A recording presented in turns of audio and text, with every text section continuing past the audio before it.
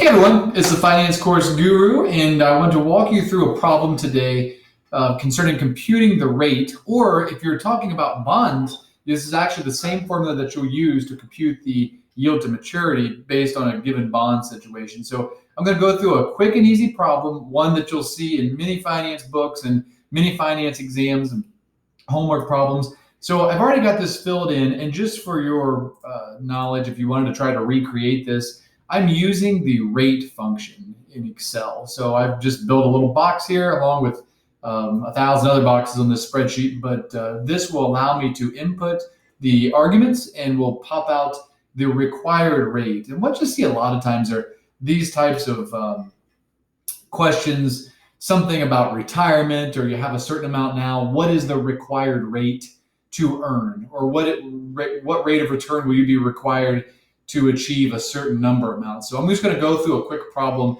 and kind of walk you through the arguments that I've put here. So this problem would sound something like this. You want to retire in 20 years. You presently have $250,000 in your retirement account.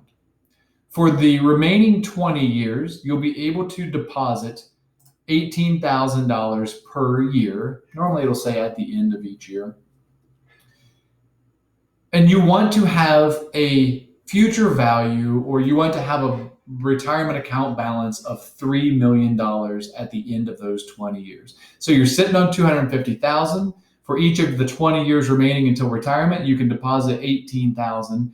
At the end of that 20 years, you want to be able to withdraw or spend $3 million. And that is why there's a negative there, because this formula recognizes the future value as a potential withdrawal. So that's something that's kind of quirky about Excel and these functions is the way it sees cash flows. But one easy way to remember is just picture the money going out, right? After 20 years of saving $18,000 a year on top of your $250,000, you want to withdraw $3 million.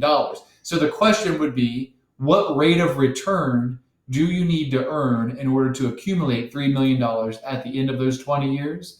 You put the arguments in correctly, and then it'll tell you that you would need to return 10%, a little better than 10%, almost 11%. And you can see with this, it'll allow you to do some type of scenario. So let's say maybe you wanted to work 25 more years. Well, if you added those other 5 years of interest compounding and payments, then you only need to make a little less than 8%. Maybe you only want to work for 20 years, but you think you can deposit $25,000 a year. In that case, you only need to earn 9%, a little better than 9%, closer to 10. So this rate function allows you to answer the questions, what rate of return do you need to reach some goal? Just make sure you remember that this particular function is going to see your future value as a withdrawal or cash outflow. I hope this has been helpful in finding the rate required to reach your goals. Thanks a lot.